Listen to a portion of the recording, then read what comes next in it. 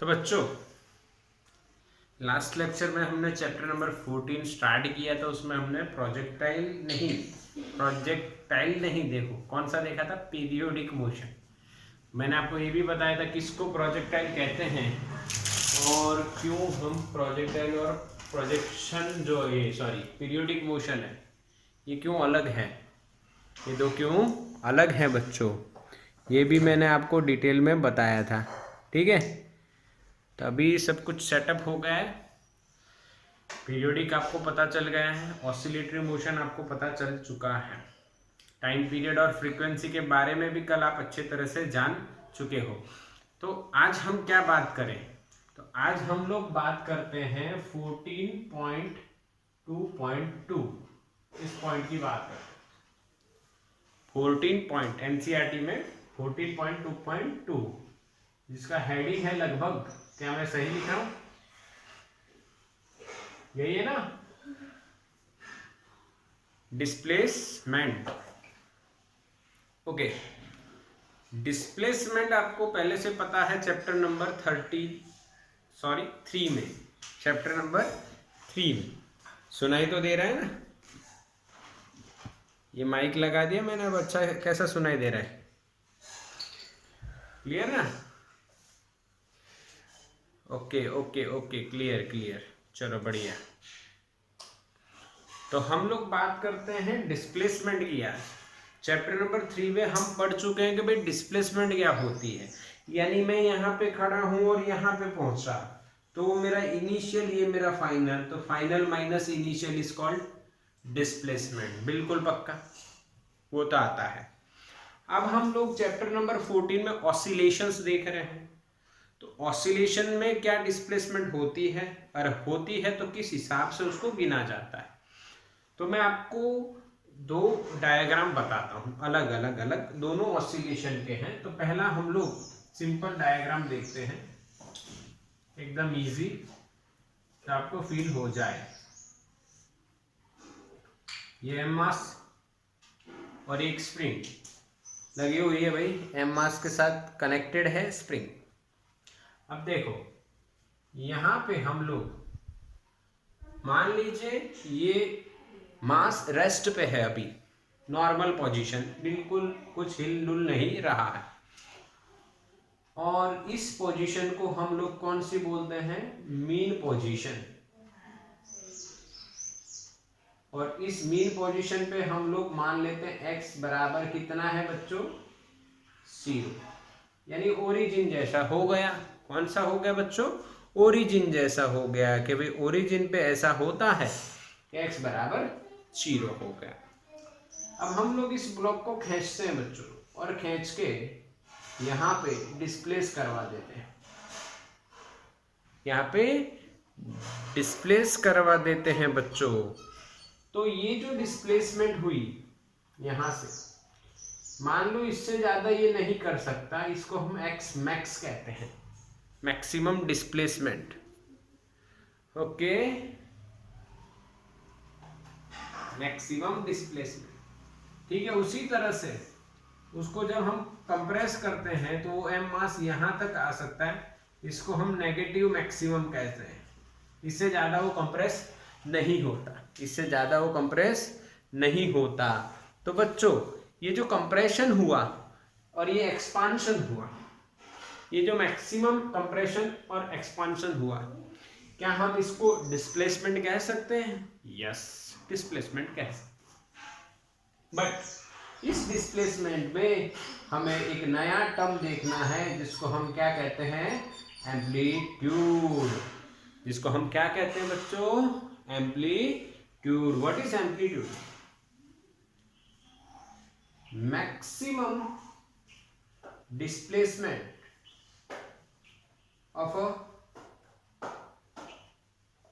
of an oscillator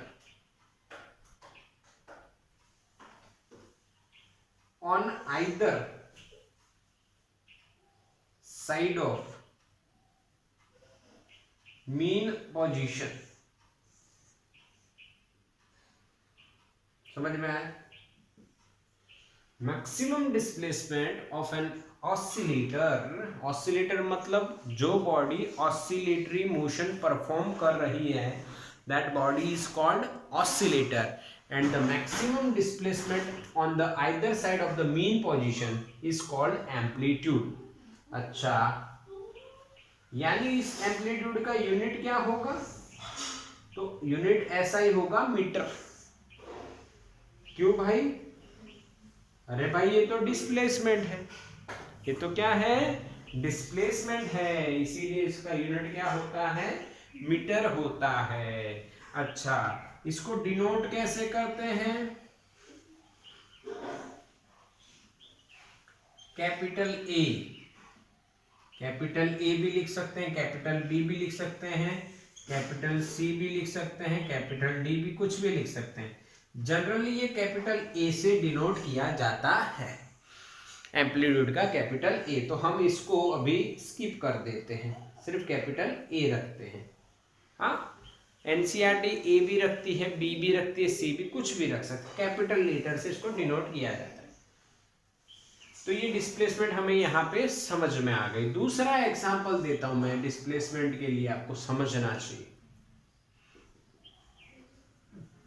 अब देखो ध्यान से, ये वाला एग्जांपल, ये है सिंपल पेंडुलम वाली बात।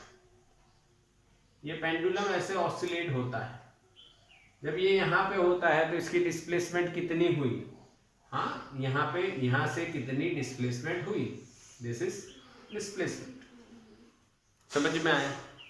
आगे ना, यस और नो मैसेज करो बच्चों, यस और नो मैसेज करो। क्या डिस्प्लेसमेंट समझ में आ रही है आपको? यस, इधर भी समझ में आ रही है। एक और एग्जांपल दे देते हैं। ऐसे वर्टिकल में, यहां से ये मीन पोजीशन है, यहां से ऊपर नीचे ऑसिलेट होता रहता है, तो डिस्प्लेसमेंट होती रहती है। चलो बच्चों समझ में आया? अच्छा, अब जो डिस्प्लेसमेंट है वो डिस्प्लेसमेंट रिप्रेजेंट तो करनी पड़ेगी ना यहाँ पे। क्यों रिप्रेजेंट करनी पड़ेगी? यहाँ पे डिस्प्लेसमेंट कैसे रिप्रेजेंट करनी है यहाँ पे? रीजन, यहाँ पे पोजीशन जो है ऑब्जेक्ट की कंटिन्यूअसली चेंज हो रही है। अच्छा, यहाँ जो मिलेगी वैल्यू वो मैक्सिमम मान लो, या नीचे वाली मैक्सिमम मान लो, जो आपकी मर्जी है, मिनिमम मैक्सिमम। इसको हटा दो तो इससे सोच लो मैक्सिमम मिनिमम, मैक्सिमम मिनिमम। क्या ये वैल्यू मैक्सिमम और मिनिमम के बीच में ऑसिलेट हो रही है? हाँ के ना? ऐसा कौन सा फंक्शन आपको पता है जो मैक्सिमम और मिनिमम के बीच में ऑसिलेट होता है और वो इसको रिप्रेजेंट करने के लिए हम यूज कर पाएंगे? तो ऐसा फंक्शन है साइनोसॉइडल फंक्शन। कौन सा? Sinusoidal function. तो ऑसिलेशन में जो डिस्प्लेसमेंट बच्चों रिप्रेजेंट की जाएगी, जो डिस्प्लेसमेंट रिप्रेजेंट की जाएगी, वो किस तरह से रिप्रेजेंट की जाएगी? ध्यान से देखिए, डिस्प्लेसमेंट in oscillatory motion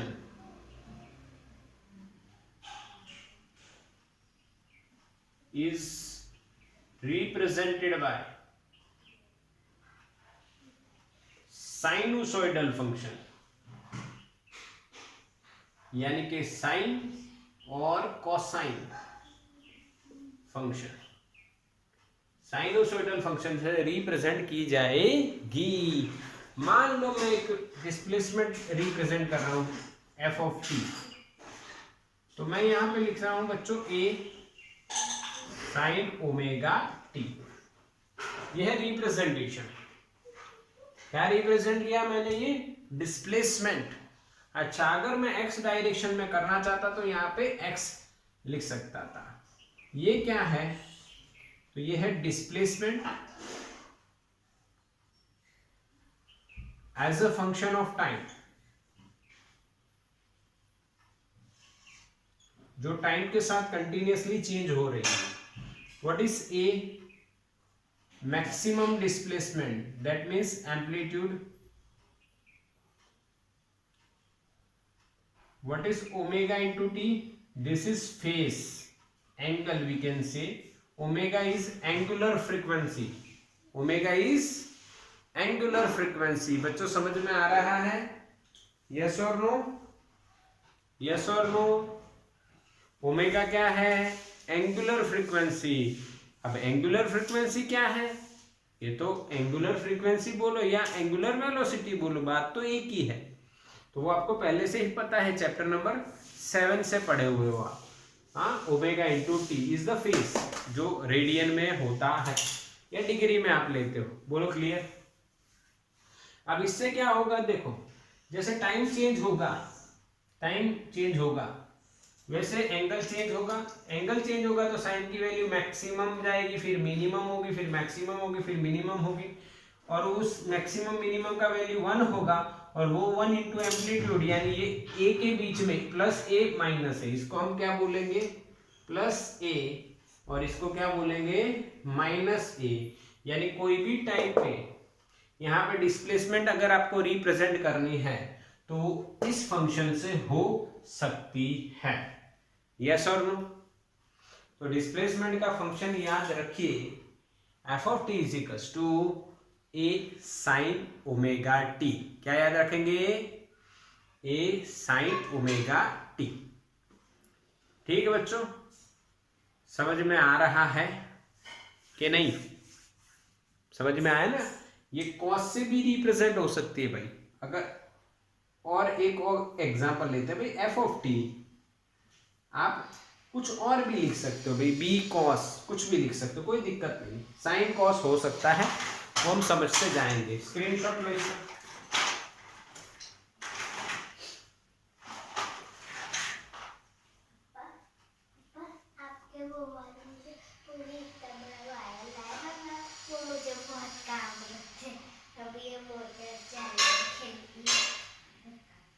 चलो डन, ओके।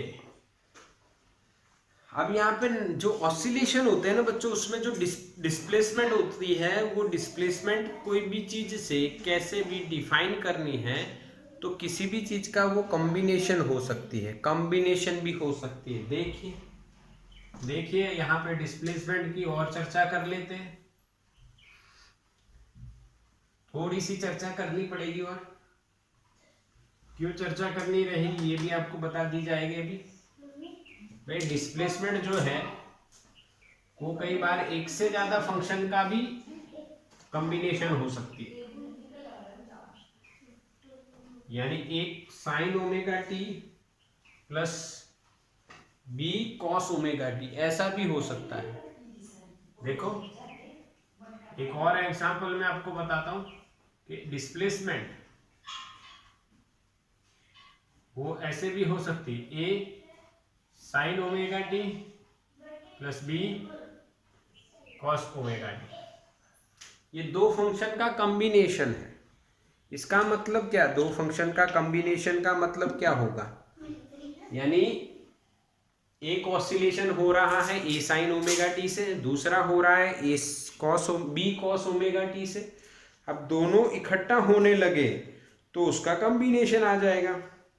अब क्वेश्चन ये है कि जब कॉम्बिनेशन आ जाएगा, यानी कॉम्बिनेशन आया तो भाई अब रिजल्टेंट क्या होगा, ऐसा भी क्वेश्चन होता है। तो रिजल्टेंट कैसे निकाला गया? ध्यान से देखिए, resultant of this combined function, ये कंबाइंड फंक्शन है, इसका रिजल्टेंट कैसे निकालना है ध्यान से देखो। तो ये जो ए है हम ऐसे निकालने वाले हैं कि भाई सपोज कर लेंगे थोड़ा सा, ए है वो डी कॉस फाई है। D is the final amplitude of the combination, phi is the phase difference between these two, और फाइनल फेस जो कॉम्बिनेशन में आएगा डिफरेंस जो देखते हैं अभी। देखो b is equal to D sine phi ले लेते हैं हम लोग, ध्यान से देखना, इसको ऊपर रखेंगे यहाँ पे। तो एफ ऑफ टी क्या बनेगा? ए की जगह d cos phi sine omega T plus b की जगह d sine phi cos omega T.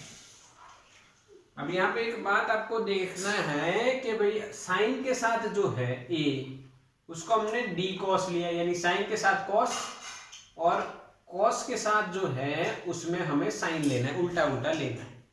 Okay, अब इसमें डी कॉमन निकाल दो, और साइन ओमेगा टी को मैं पहले लिख रहा हूं इंटू कॉस फाई प्लस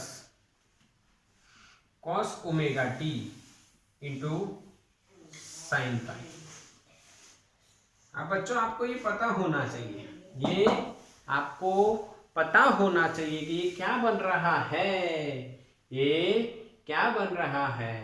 तो भाई यहाँ पे sine alpha cos beta cos alpha sign beta, यानी कि ये बन जाएगा sign omega T plus five.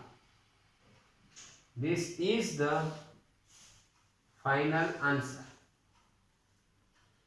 अब ऐसा होगा कि आपको ये इक्वेशन याद रखना है। देखो sine alpha plus beta maths में आता है, मैथ्स वालों को आता है, बायो वाले सभी बच्चे याद करेंगे इसको। देखो सिंपल ट्रिक है, sine alpha into cos beta plus cos alpha into sine beta, यानी उल्टा पुल्टा, sine cos cos sign, plus है तो प्लस, अगर यहाँ पे माइनस होता तो माइनस। ये वो वाला इक्वेशन हो गया भाई, ए स्क्वायर माइनस बी स्क्वायर, तो ये माइनस बी इंटू ए प्लस बी, ऐसा कुछ भी। आप कहोगे सर ये कैसे आया, तो भाई ये आएगा, आप अल्फा और बीटा की दो वैल्यू ले लो, कोई भी 30 और 60, फिर LHS फाइंड करो, फिर RHS फाइंड करो, दोनों इक्वेट करो, आंसर सेम आएगा। इसी तरह से कॉस का भी आता है, कॉस अल्फा प्लस और माइनस बीटा, उसका बनता है cos alpha cos beta minus plus sine alpha sign beta.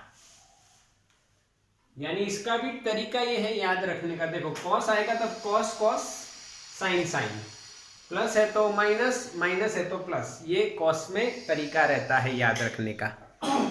अब ये आपको मैथ्स वालों को तो ये बार बार आएगा, इसलिए कोई दिक्कत नहीं होगी, पर बायो वालों को खास ये 5-10 बार लिख के याद कर लेना है। ये जैसे जैसे ऐसे इक्वेशन आते जाएंगे मैं आपको थोड़ा थोड़ा बताता जाऊंगा। समझ में आया बच्चों? चलो अब यहाँ पे ध्यान, अब ये है फाइनल डिस्प्लेसमेंट और फिर can say final resultant amplitude, resultant amplitude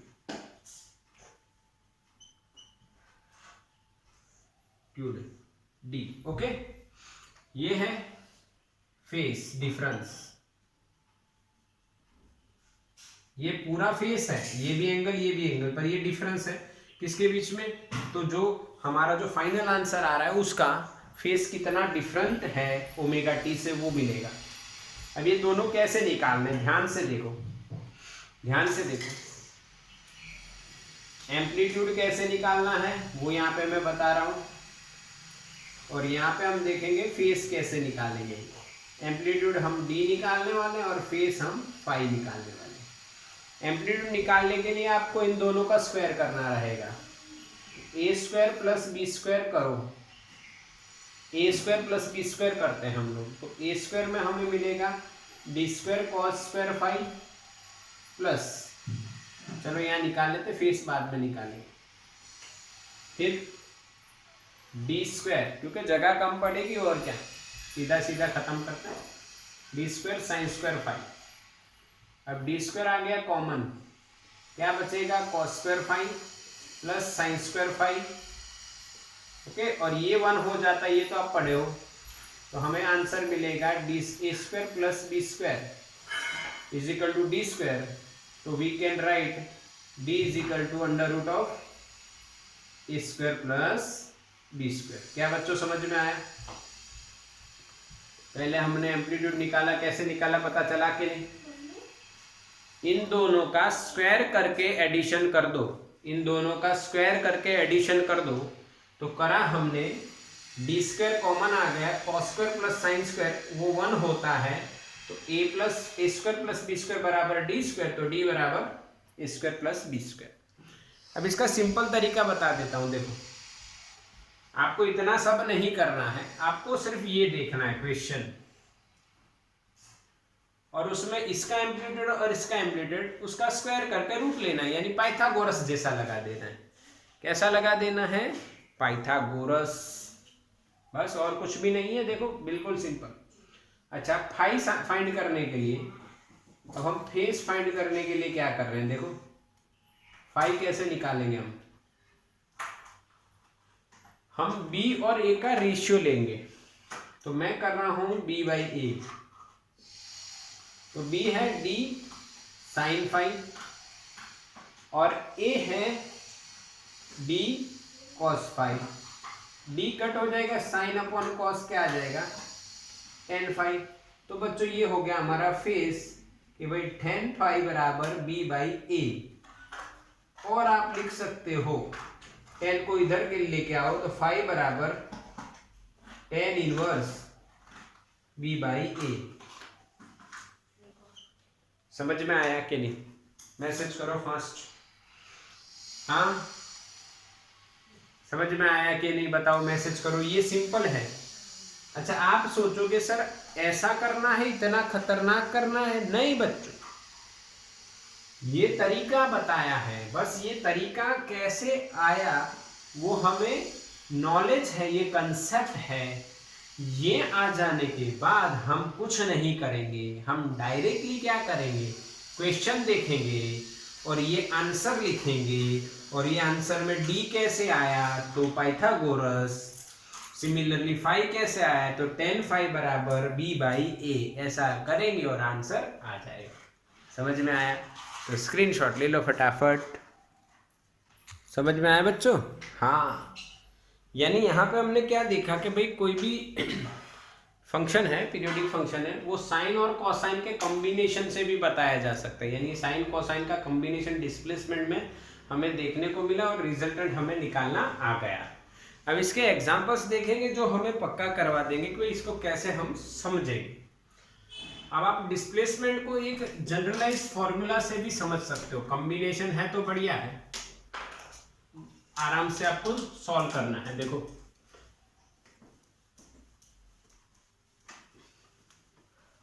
मैं क्या बताता हूं आपको, समझना है।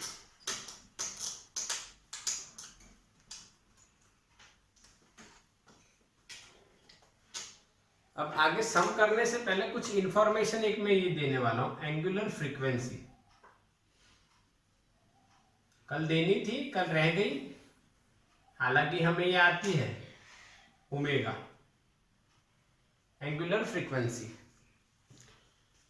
एंगुलर फ्रीक्वेंसी आप पहले से जानते हो, एंगुलर वेलोसिटी भी इसे हम कहते हैं, omega is equal to theta upon T.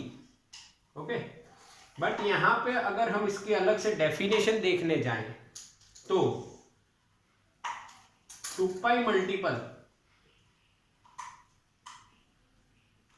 Of frequency, ये भी एक, जैसे हम कहते हैं ना frequency is the reciprocal of time period, उसी तरह अगर उसी फ्रीक्वेंसी को हम 2 पाई से मल्टीप्लाई कर दे तो हमें क्या मिलता है, एंगुलर फ्रीक्वेंसी, जो लिखा जाता है omega is equal to 2 pi f, 2 pi multiple of frequency यानी 2 पाई एफ।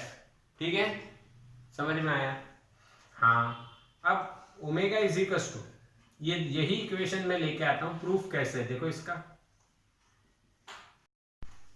तो बच्चों क्लियर दिख रहा है ना? ओके, तो देखो omega is equal to 2 pi f का प्रूफ कैसे मिलेगा, तो 7 चैप्टर में हम पढ़े हैं theta upon t, theta upon t पढ़े हैं भाई, थीटा अपॉन टी यानी अगर मैंने यहाँ पे टाइम पीरियड ले लिया, टाइम को एक रोटेशन कंप्लीट करने में जो टाइम लगता है उसकी बात कर रहे हैं, तो एंगल कितना चेंज होगा, 2 पाई, और 1 अपॉन टी की जगह क्या लिख सकते हैं हम लोग, 2 पाई एफ। क्या बच्चों समझ में आया? यस और नो? हाँ, यस और नो? क्लियर? अच्छा, ब्लर दिख रहा है क्या? अब सही है? देखो तो क्लियर है। ओके, तो omega is equal to theta by t होता है। थीटा की जगह मैंने 2 पाई लिखा और टाइम की जगह मैंने टाइम पीरियड लिख दिया, एक चक्कर। किसके लिए लिखा हमने? For 1 rotation. जब हम 1 रोटेशन की बात करते हैं तो पूरा एक चक्कर घूम के आने में एक टाइम पीरियड रखता है, तो एंगल कितना चेंज हो जाता है? 2 पाई। तो we will get 2 pi f. अब इसका यूनिट क्या है? तो यूनिट तो आप तो पहले से पढ़े हुए हो, रेडियन पर सेकेंड। आके ना, यूनिट क्या होता है? रेडियन पर सेकेंड और रोटेशन पर सेकेंड। और कई बार तो बच्चों सिर्फ सेकेंड इनवर्स भी लिखते हैं, कई बार तो सिर्फ क्या लिखते हैं? सेकेंड इनवर्स भी लिखा जाता है। पर ये समझ लेना कि बात यही है कि एंगुलर फ्रीक्वेंसी यानी 2 पाई मल्टीप्लाई कर दो, we will get angular frequency. क्या बच्चों समझ में आया? हाँ कि ना मैसेज करो, यस और नो। हाँ, तो इसका स्क्रीनशॉट ले लो फटाफट। सिर्फ इंट्रोडक्टरी पार्ट है बच्चों। You already know the equation omega is equals to 2 pi f, nothing new. Okay, now let's discuss about the questions regarding to the displacement. We have one example in NCERT. Okay, तो वो है 14.2, example number 14.2। Which of the following functions of time represent periodic and non-periodic motion? Give the period of each wave, each case of periodic motion. Omega is the positive constant, यानी omega constant लेना है, nothing more than that.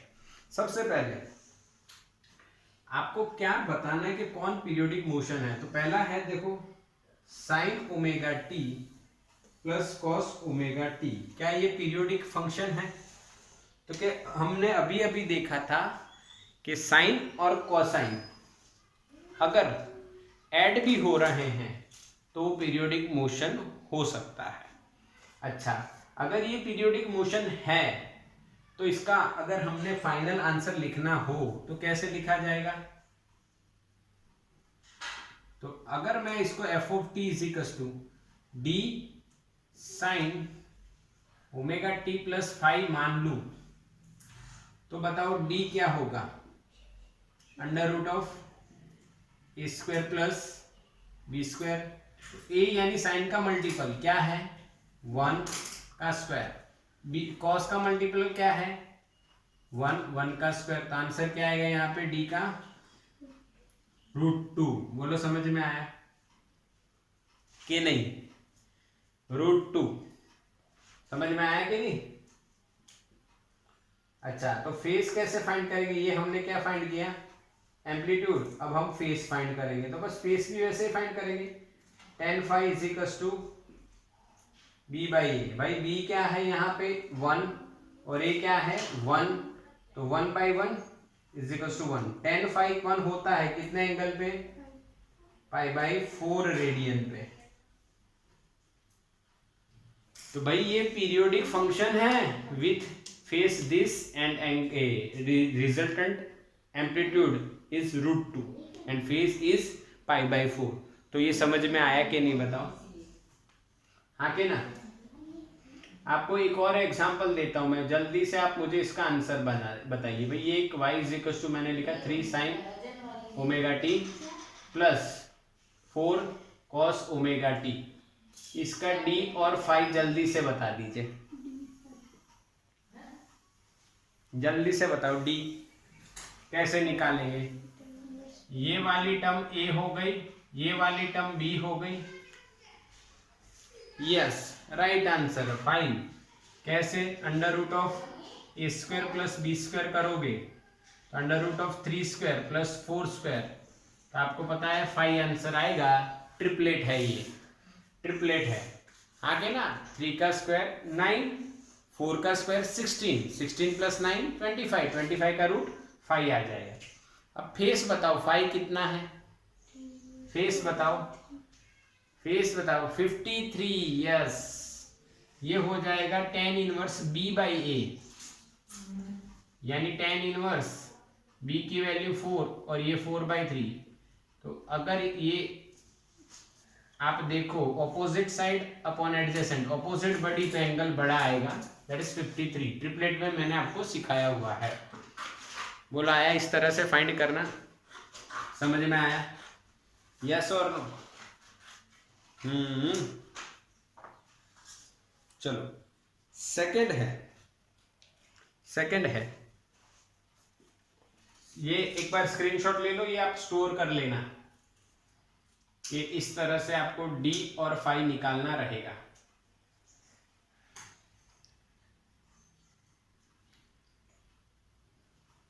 चलो done, okay. अब second बात करते हैं, second question देखो इसमें क्या है। सेकंड क्वेश्चन ध्यान से देखो, अब 3 फंक्शन का हमें दिया हुआ है कि भाई अगर कोई मोशन में इस तरह से रिप्रेजेंट करूं,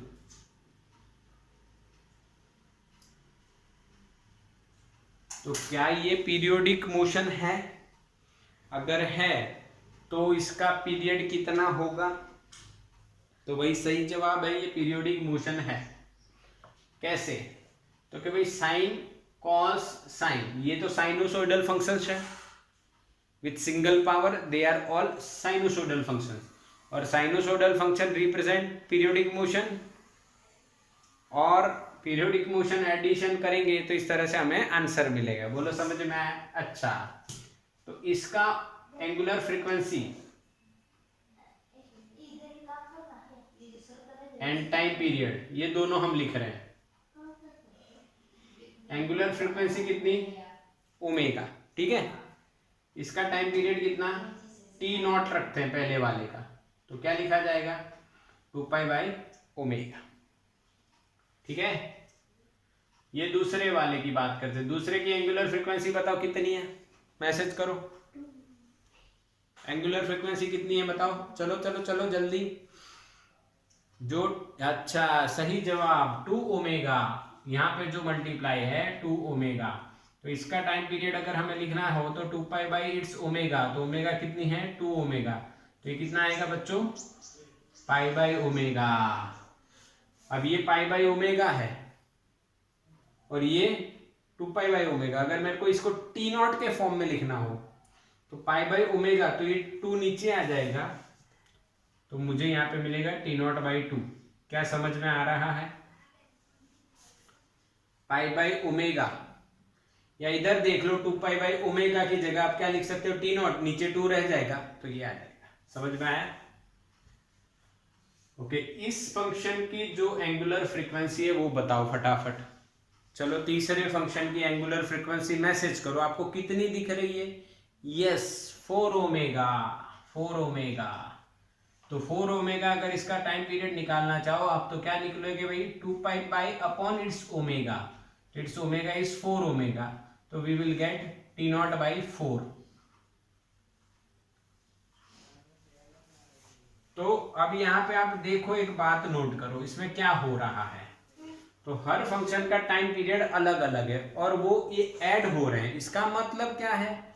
वो सुपर पोजिशन थियरम का यूज हो रहा है, जो हमने चैप्टर 8 में देखा था कि एक पॉइंट पे एक से ज्यादा फोर्स लगते हो तो रिजल्टेंट कितना होगा, वो बात है। यहाँ पे एक से ज्यादा फंक्शन अगर आ रहे हैं तो तीनों का एडिशन होकर इस तरह से हमें आंसर मिलता जाएगा।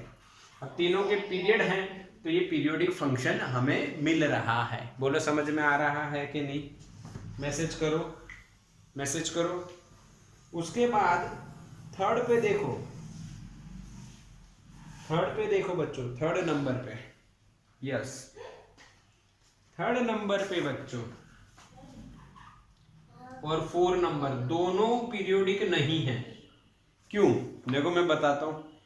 थर्ड नंबर पे है एक्सपोनेंशियल e⁻⁻ और फोर्थ नंबर पे है log ω⁡। अच्छा, ये दोनों पीरियोडिक फंक्शन नहीं है। अब वो आपको कैसा पता चलेगा भाई पीरियोडिक है कि नहीं? तो पीरियोडिक फंक्शन अपना वैल्यू रिपीट करेगा। अगर आप इसका ग्राफ बनाने जाओ तो e रेस टू जीरो जी टी टाइम की वैल्यू 0 रखो और यहाँ पे e raise to minus omega t रख रहे हो, तो t 0 है तो ये 0 e रेस टू 0 क्या हो जाएगा 1, ये 1 से स्टार्ट होगा और फिर डिक्रीज होगा और ये कभी 0 नहीं होगा। क्यों? ये 0 कब होगा? इनफाइनाइट पे। और ये एक्सपोनेंशियल फंक्शन में जो e है इसकी वैल्यू होती है 2.718, यानी ये कभी भी 0 नहीं होगा, होगा पर कभी होगा इनफाइनाइट। तो इसका टाइम पीरियड ऑफ रिपीटेशन क्या होगा? इनफाइनाइट, यानी वो ऑसिलेटरी पीरियोडिक मोशन नहीं है, नॉट पीरियोडिक। समझ में आया? आप सोच रहे होंगे कि सर ये ग्राफ कैसे बना? बेटा e की वैल्यू कितनी है? 2.718 और माइनस पावर है तो 1 हो जाएगा। अब 1 टी बढ़ता रहेगा तो ये वैल्यू नीचे डिनोमिनेटर में बढ़ेगी तो इसकी वैल्यू क्या होती जाएगी? डिक्रीज हो जाएगी। जैसे ऐसे e raise to minus omega t बराबर क्या लिखेंगे? 1 e raise to plus omega t. Omega positive constant दिया है, टी भी पॉजिटिव वैल्यू रहेगी तो ये वैल्यू बढ़ेगी, डिनोमिनेटर बढ़ेगा तो पूरी वैल्यू क्या हो जाएगी? घटेगी धीरे धीरे धीरे। पर ये कब 0 होगी?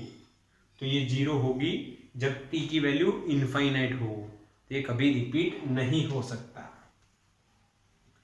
सिमिलरली इसका ये इनवर्स है तो ये भी नॉट पीरियोडिक है, इसकी भी वैल्यू रिपीट नहीं होगी, इसीलिए ये भी पीरियोडिक नहीं है। क्या बच्चों समझ में आया? How to identify the periodic function? समझ में आया कि नहीं है? अगर वो function after a specific time repeat हो रहा है तो पीरियोडिक है, अगर नहीं हो रहा है तो पीरियोडिक नहीं है। दूसरी बात आपको नोट कर लेनी कि भाई साइन पीरियोडिक है, कॉस पीरियोडिक है और उनका साइन और कॉस का कॉम्बिनेशन भी क्या है? पीरियोडिक फंक्शन है। ये भी आपको नोट कर लेने वाली बात है। बोलो क्लियर? तो स्क्रीनशॉट ले लो इसका फटाफट जल्दी से।